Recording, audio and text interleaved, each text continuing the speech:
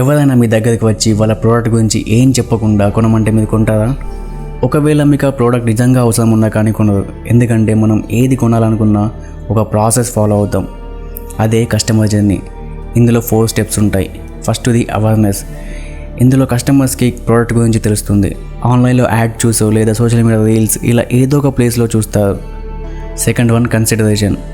ఈ స్టేజ్లో కస్టమర్స్ మీ ప్రోడక్ట్ గురించి రీసెర్చ్ చేస్తారు. లైక్ ఫీచర్స్, ప్రైస్, కాంపిటీటర్స్తో కంపారిజన్. అలాగే ఈ స్టేజ్లో వాళ్ళ మైండ్లో ఒకటే రన్ అవుతుంది, ఈ ప్రోడక్ట్ జెన్యూనా కాదా అని.